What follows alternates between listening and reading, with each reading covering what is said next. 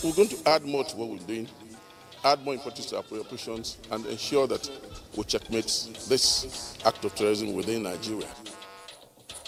Trump's stance. National Security Advisor, security chiefs meet, assess implications, re-strategize on more aggressive approach to tackling insecurity. No protest is allowed here, and those who have it in mind to share the idea. Lagos protest, Showore at large, supporters in police net.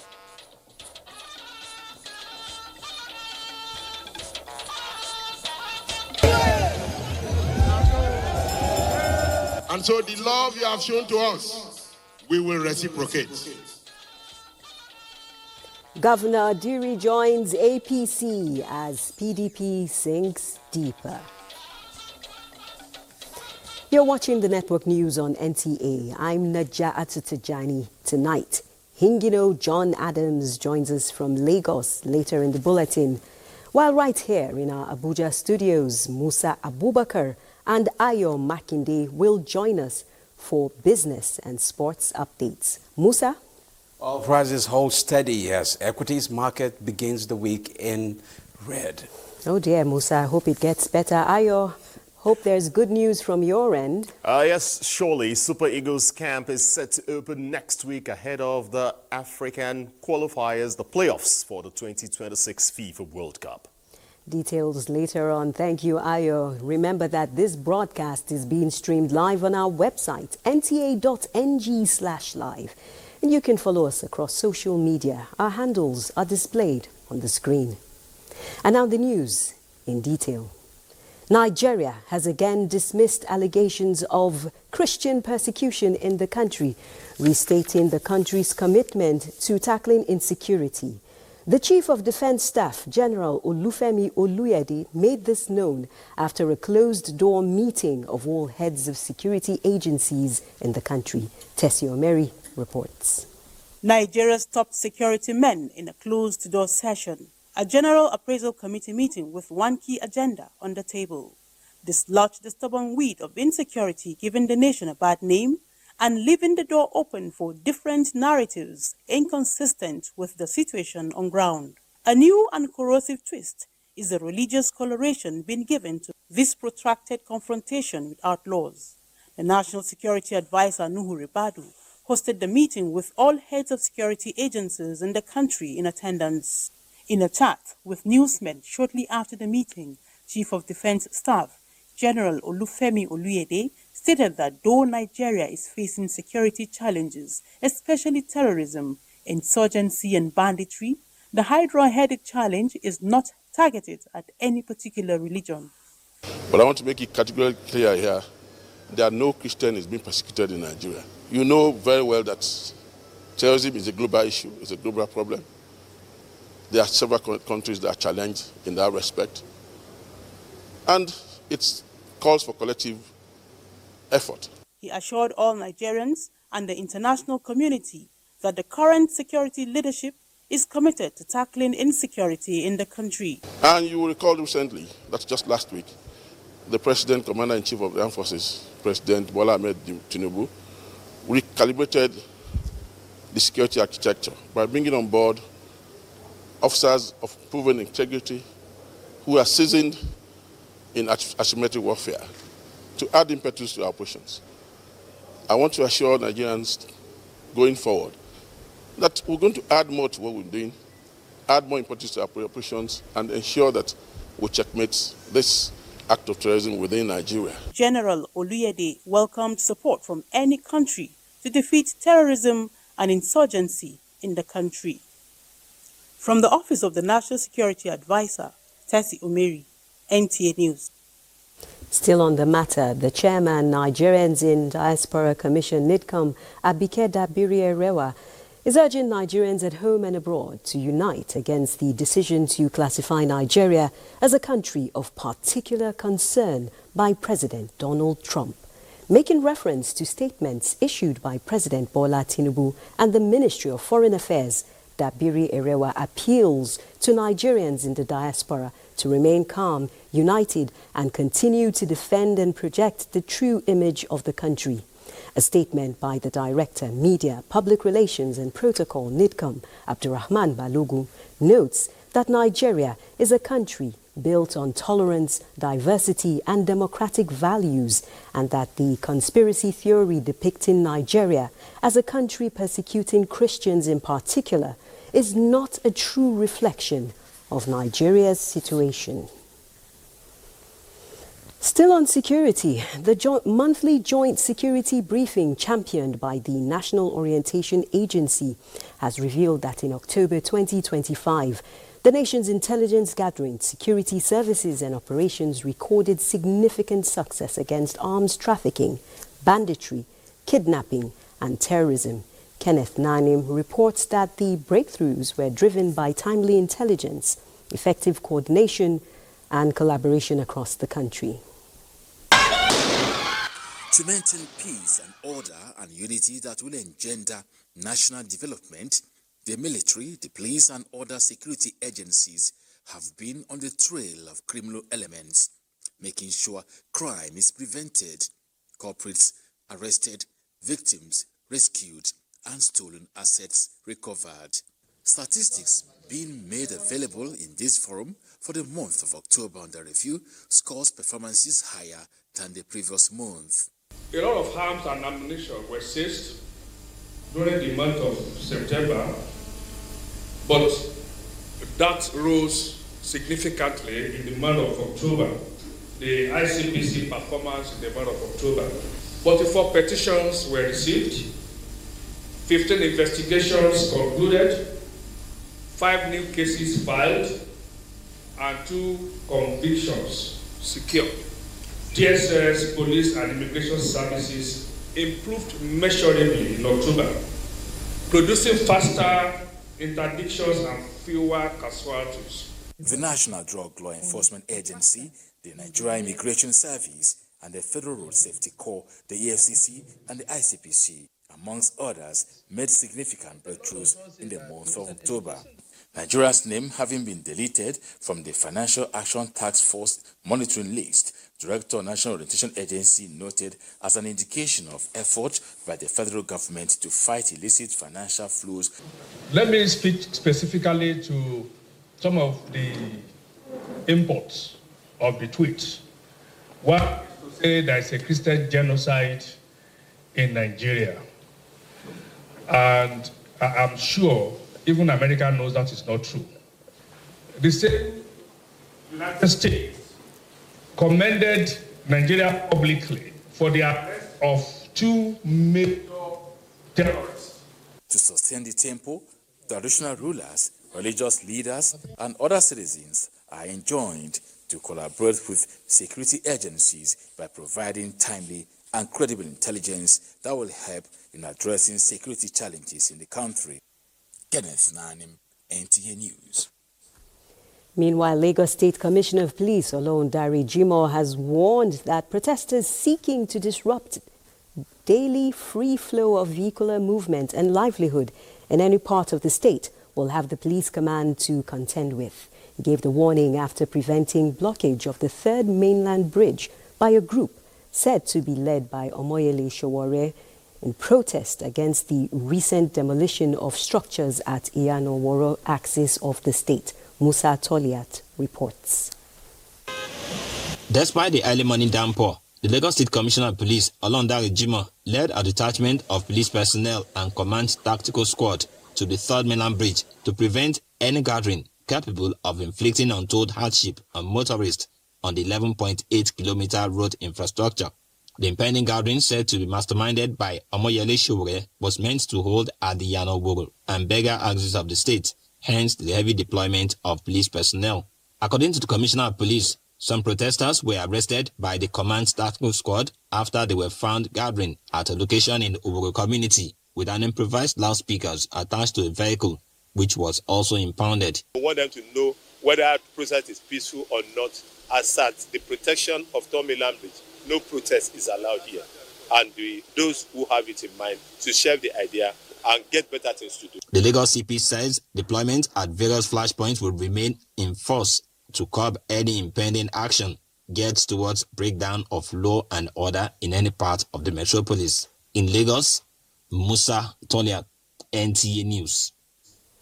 Talking energy now, and Nigeria is committed to deploying technology in cleaner, profitable and efficient upstream oil production, says the Executive Vice President Upstream, NMPCL, Udinta, who at the ongoing Abu Dhabi International Petroleum Exhibition and Conference revealed that it's working towards the realization of the production of 2 million barrels by 2027. Lydia Sampson has the details. Leveraging cutting-edge technology and strategic collaboration, Udinta said Nigeria is focused on boosting oil production output. The move aligns with efforts to restore Nigeria's position as a leading oil producer in Africa and enhance revenue generation. We are intentionally and sometimes unbeknownst to us, we find ourselves collaborating more. There's a lot of collaboration going on between NOCs, between IOCs, partners, and looking in to see what they can do together. Less of competition and more of collaboration. To this effect, he noted that innovations in digital oil field management and automation are already transforming operations, enhancing reservoir monitoring and optimizing production. He added that partnerships with global and local stakeholders to ensure knowledge exchange and sustainable practices are being prioritized. This approach is to deliberately position Nigeria as a leader in responsible energy development, balancing economic growth with environmental stewardship. From Abu Dhabi, Lydia Sampson, NTA News. And back home in Nigeria, the Nigeria Customs Service is presenting a modernized trade facilitation agenda to the Secretariat of the Africa Continental Free Trade, not in Nigeria, but in Accra, Ghana, rather. Comptroller General of Customs Adewale Adeni highlighted reforms including the introduction of the deployment of the Potogu Unified Customs Management System, implementation of the Authorized Economic Operator Program, the launch of the Advanced Ruling Platform, initiation of the Customs Partnership for African Cooperation in Trade Pact Conference in collaboration with Afrexim Bank. The issue of deficiencies in our trade data across the continent. This is a challenge that I have accepted to play working with other colleagues. And secondly, the existing structure which the Secretariat has created, bringing together all heads of customs administration, also needed to be strengthened. We look forward to a substantively meaningful dialogue that will be sustainable, that will find solutions to the challenges that we will be experiencing as we implement the agreement, because we know there will be challenges. And as I said in our private meeting, customs authorities are at the heart of implementation of the AFCFTA. The visit is to seek the support of the African Continental Free Trade Area Secretariat for the African Cooperation in Trade Conference coming up between 17 and 19 November in Abuja, which has gained presidential endorsement. And now I can actually say back home in Nigeria, the country has set the stage for a high-level gathering of South Africa's G20 outreach meeting in Abuja, aimed at turning Africa's vast potential into tangible economic prosperity, declared open by Nigeria's Minister of Agriculture, Abubakar Kyari. Nigeria and South Africa will prioritize unlocking the powerful connection between farmers and industries to sustain the whole African continent.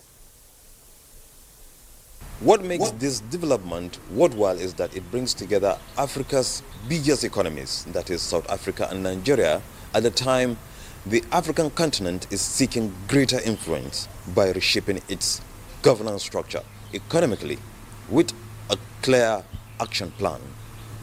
Leaders here have identified Africa's agricultural potential as the antidote for its industrial revolution. This is the major push for intra-African cooperation, by leveraging South Africa's role in the G20 and Nigeria's own agricultural strength to ensure food security and transform the continent's vast potential into real-time economic growth. With the large consumer base and the growing integration into global markets, these opportunities reaffirm Nigeria's commitment to building a globally competitive agro-industrial economy open to partnerships and investment. We therefore look forward to collaborating with you to achieve these goals and build more sustainable food systems. We seek to transform agriculture into a catalyst for industrialization, as has been done elsewhere, into regional trade integration and sustainable development. This is how we move from subsistence to scale, from commodities to competitiveness, from isolation to interconnected prosperity. With the theme Solidarity, Equality and Sustainability, the forum serves as a preparatory meeting ahead of the main G20 summit in Ethiopia. The resolve here is firm, sending a clear signal that Africa need not to be a participant but a driving force in global economy. Garba Muhammad Ta'ala, NTA News. There'll be more news on health and diplomatic relations in a moment. Stay tuned. The health sector reforms of President Bola Tinubu have created a platform for Chinese investors to localize their manufacturing in country after years of policy and ease of business limitations. Coordinating Minister of Health and Social Welfare, Professor Muhammad Ali Pati, stated this while addressing the China-Africa Health Cooperation Forum at the China-European International Business School in Beijing. The results of these reforms are beginning to show in the enhanced government revenues, in lower inflation, in the positive economic growth that is beginning to tick up, and overall improvement in our investment climate. For the health sector, this means the increasing revenues of our government can be channeled towards investing in health and the well-being of our population, which is crucial to accumulation of human capital for further economic development. The coordinating minister also noted that many investors had already established verifiable next steps with Nigeria for new entry into the market across a wide array of the health sector's vast industrial opportunities. The federal government is calling on the Nigerian Association of Resident Doctors to resume work, as some of their demands have been met and others are under review. The Minister of State for Health and Social Welfare, Dr. Isiaq Salako, made the call during a ministerial briefing on the ongoing strike by the body. Hamman Jabani reports. The Nigerian Association of Resident Doctors commenced an indefinite nationwide strike on the 1st of November 2025 following the association's recent agitation over welfare and professional concern. Minister of State for Health and Social Welfare, Dr. Isiaq Salako, says discussions are progressing in all points raised by the health union, including specialized and other allowances, salary relativity, appointment of consultant cadre in the hospitals, and other welfare-related issues. He noted that while collective bargaining is ongoing, none of the unions is expected to embark on any industrial action, which is part of the agreement. We have not been sitting idle, contrary to some of the information that is being pushed out. We have been addressing these issues one by one, and some of them we have been able to find solutions or a pathway to get a solution to them. Our appeal is for the resident doctors to go back to work. The CBA is ongoing. Like I said, one of the key conditions of the CBA is that while it is ongoing, there should not be an industrial dispute. We would like the resident doctors to respect this condition and also respect the efforts that the ministry is making by going back to work. We urge the public to understand with us, and if you have any emergency, still come around because we'll be there to receive and attend to them. The minister also emphasized that every policy, investment and strategy being implemented under the Nigerian Health Sector Renewal Investment Initiative is anchored on their well-being, motivation, and professional fulfillment. Hamad Jabani, NTA News.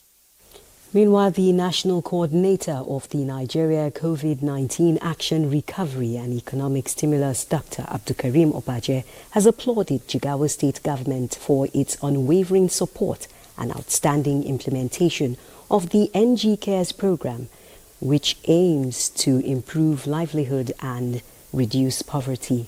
Muhammad Musa Askira reports. According to the National Coordinator, NG Cares, $296 million has already been expended nationwide to support over 70 million Nigerians in the post-COVID-19 recovery phase, while the new phase focuses on building resilience and tackling poverty. Dr. Obaje explained that the visit was therefore to obtain first-hand feedback from the state authorities on the impact and sustainability of the intervention. He commended Jigawa for its remarkable achievements under the initiative, disclosing that a total of $500 million has been earmarked for the second phase of the program, NG Cares 2.0, to be implemented over the next 5 years. Governor Umar Namadi said he remains the only governor in Nigeria who formally requested the continuation of NG Cares due to its profound impacts on the welfare and productivity of the people at the World Bank meeting, resulting to the approval of the NG Cares 2.0 phase for the country. A lot of credibility and ownership that we have seen from Your Excellency.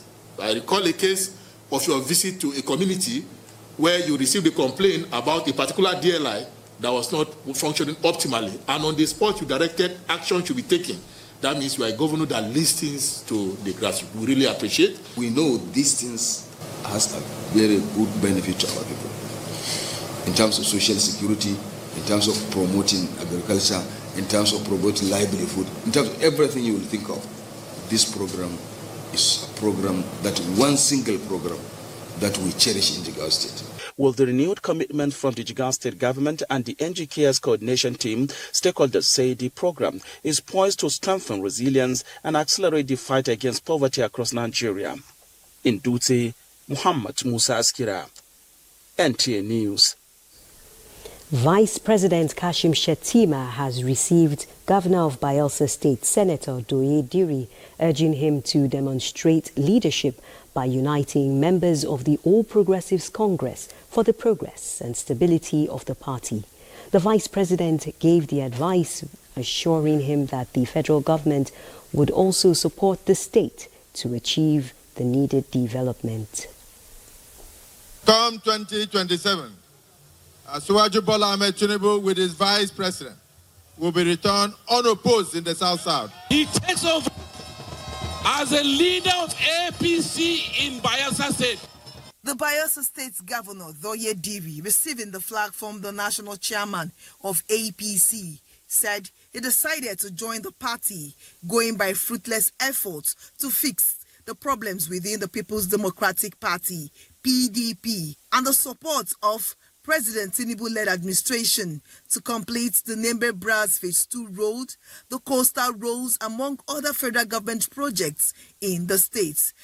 And so the love you have shown to us, we will reciprocate. Vice President Kashim Shettima, receiving the governor and other PDP stalwarts to APC, applauded their courage. He noted that with the governor's decision to join the governing All Progressive Congress, he has automatically become the leader of the party in the states. I have a simple message for you from the president and from the chairman of our party. As per the APC constitution, the governor is the leader of the party in the state. I want to make it unequivocally clear. South, South, East and West governors, National Assembly members, and other APC stakeholders were in attendance. From the Samson Siasa Sports Complex in Yenekwa, the Bayelsa State capital, Siminepri, Ohia, NTA News. Thank you, Timinepri. People's Democratic Party sinks deeper into crisis as the Senator Samuel Anyanwu-led faction takes over the national headquarters of the party in Abuja amidst tight security. Details with Timothy Yusuf. For the PDP, the major opposition political party, this Monday began with a convergence of party members and supporters of the declared acting national chairman of the PDP, Mohammed Abdurrahman, by the Wike Anyanwu-led faction. They thereafter proceeded to the Wadata Plaza, national headquarters of the PDP.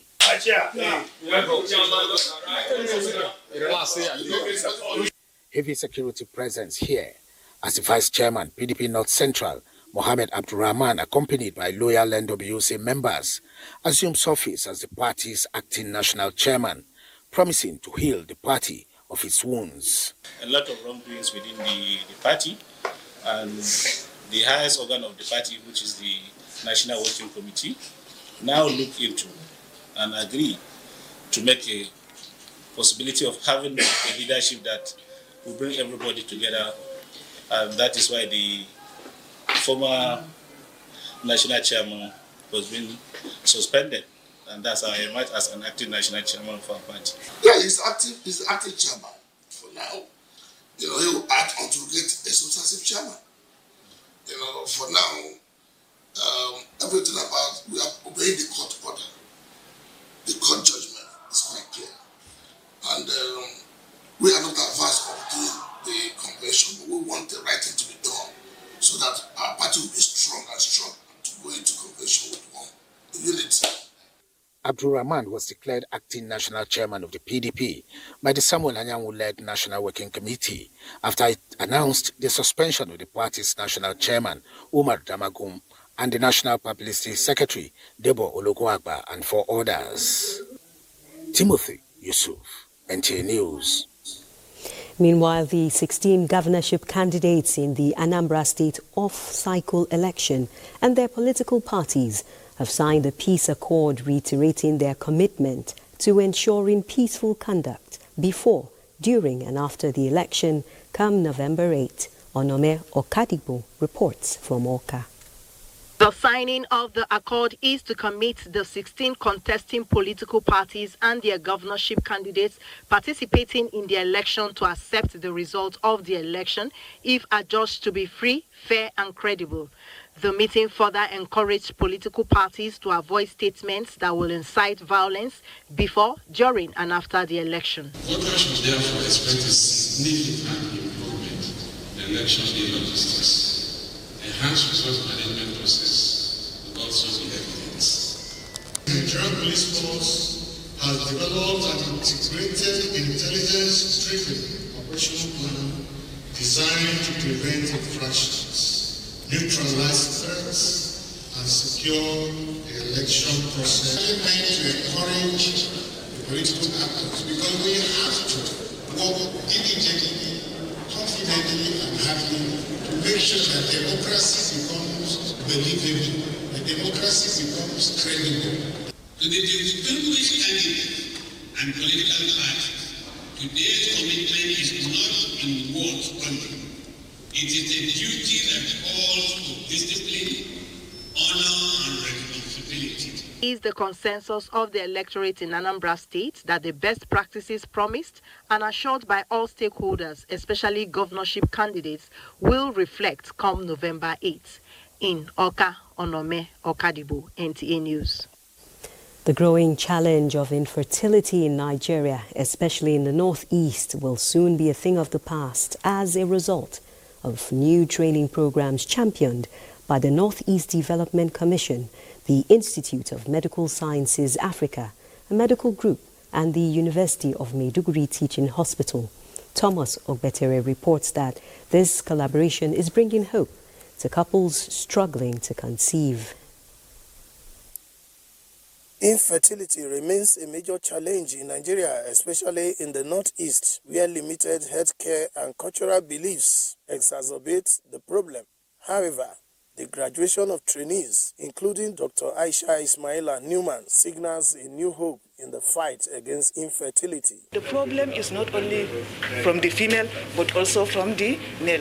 Therefore, all this cultural, religious problem we are having because of infertility, the distress, emotional, financial problem associated with it will be solved with this. The MD of the Northeast Development Commission, Mohammed Al-Kali, and other experts said the new trainings by IMSA marks the end of silent suffering from infertility and bring hope to thousands of couples seeking children. This is just one aspect. We're also looking at other areas like providing critical infrastructures. Now, for instance, we're trying to see how we'll provide enough number of MRI machines across the Northeast.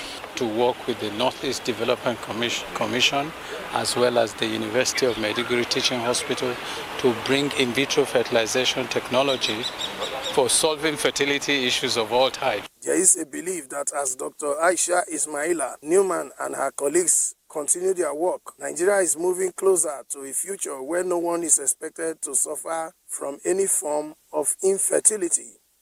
In Abuja, Thomas Ogbetere, NTA News.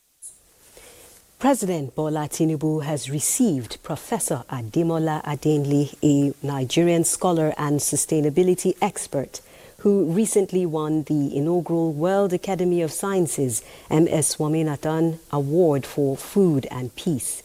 Congratulating Professor Adenle for winning the award and for bringing glory to Nigeria, President Tinubu commends him for his work in the fields of agricultural innovation policy, biosciences, renewable energy and public health, which focus on sustainable solutions for rural and marginalized populations across Africa and beyond. A statement by Special Advisor to the President on Information and Strategy, Bayo Ononuga, indicates that Professor Adenle has made history as the first ever recipient of this prestigious global honor, presented by Prime Minister Narendra Modi on August 7, 2025, during the MS Swaminathan Centenary International Conference in New Delhi, India. The Federal Institute of Industrial Research will continue to accelerate industrialization and forge sustainable partnerships aimed at enhancing the socio-economic well-being of citizens across the country. The Director General, Dr. Jummai Adamu, stated this when she granted audience to a delegation of International Federation of Training and Development Organizations at the Institute in Lagos. Musa Toliat reports.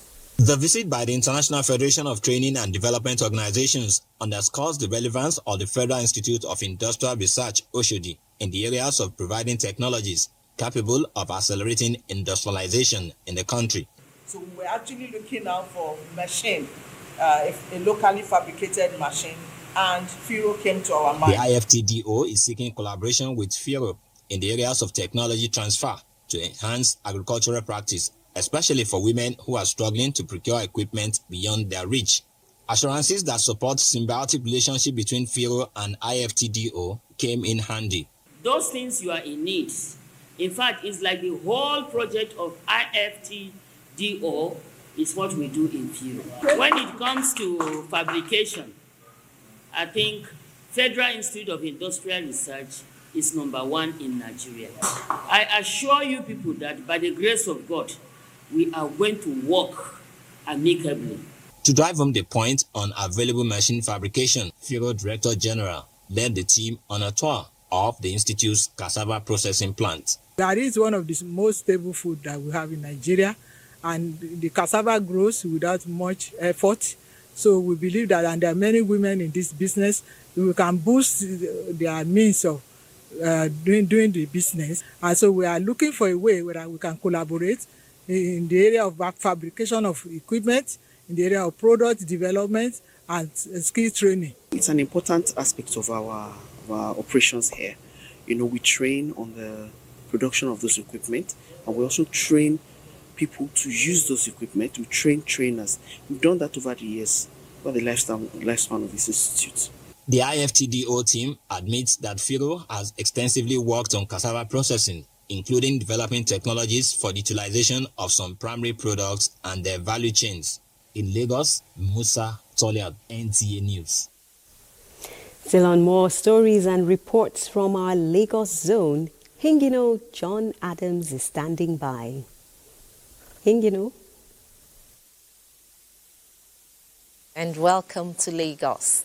Nigeria is set to have the responsibility of leading Africa's renaissance, especially in actualizing the prospects of Africa Continental Free Trade Area Agreement of building over 10 trillion GDP in line with the realization of the African Union Agenda of 2063. Amaka Owo reports that this was stated at a high business forum organized by the new Partnership for Africa Development NEPAD Business Group held in Lagos. Mobilizing Africa's private sector for the African Continental Free Trade Area AFCFTA towards Africa's economic development and global uncertainty formed the theme of this gathering that seeks to reposition the African continent on the path of self-industrialization. Let us seize this moment to reaffirm our faith in Nigeria's ability to shape its own destiny towards achieving the US $1 trillion GDP within the context of an integrated African market, whose current GDP of US $3.4 trillion is projected to reach US dollars 8.87 trillion by 2043. In Africa, there are great opportunities. We have the numbers, we have innovative ideas, and we have similar realities.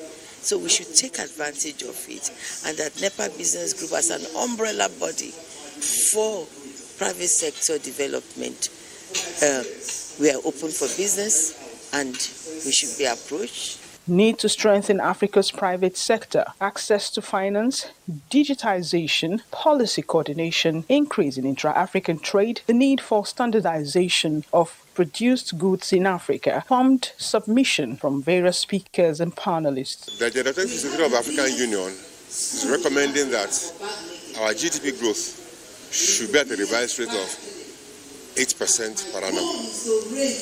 There is a nexus between investment and GDP growth.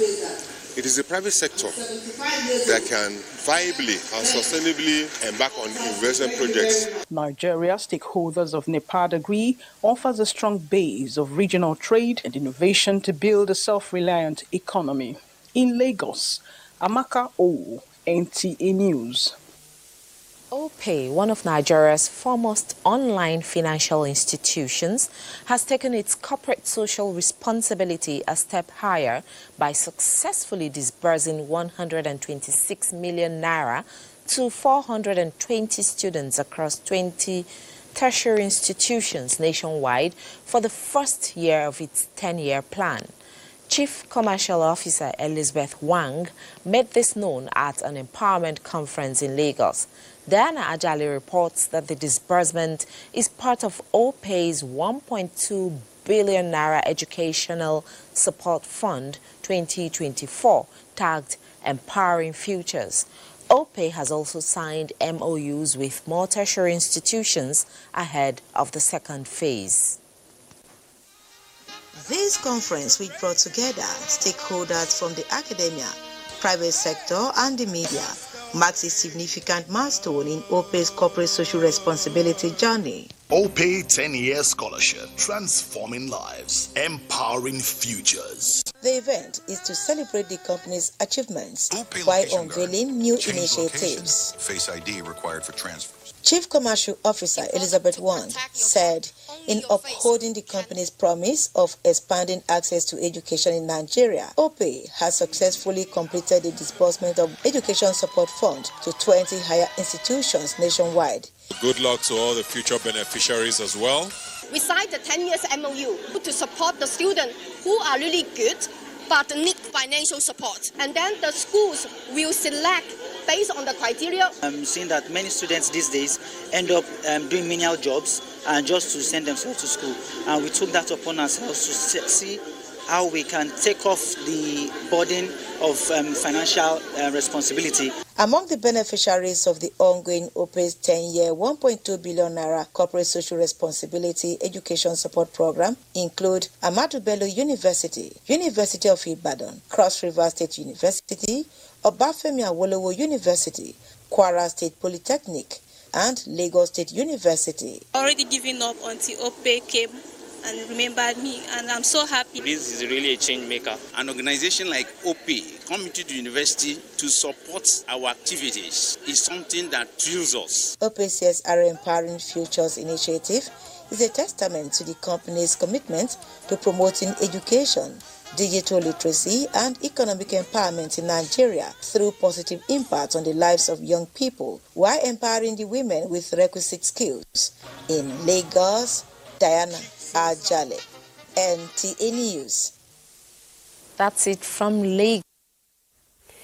The Road Transport Employers Association of Nigeria, under the leadership of National President Dr. Musa Muhammad Maitakubi, has sworn in newly elected Executive Council members for Adamawa, Kano, Kogi, Niger, Kaduna and Ondo states. The swearing-in ceremony was held at the national headquarters, Abuja. Omenka Amarachukwu reports. That I will be faithful and bear true allegiance to the Constitution of the Federal Republic of Nigeria. Here are the newly elected 6 state executives and their members that emerged victorious in the various elections recently conducted in line with retained Constitution and Trade Union Acts. Congratulating the newly inaugurated officers, retained National President Dr. Musa Muhammad Maitakubi charged them to uphold discipline, transparency and excellent service delivery that defines the association. He commended the President for his ongoing commitment in transforming the transportation sector through innovative policies such as the Green Energy Evolution Initiative. He described the initiative as a forward-looking policy that will reposition the nation's transport industry towards cleaner, safer and more sustainable energy solutions like compressed natural gas. In Abuja, Umenka Machuku, NTA News. We'll take a few messages now. Stay tuned. Sorry, we can't bring you business and sports news, as this is where we draw the curtain on the network news on NTA. Enjoy the rest of the week.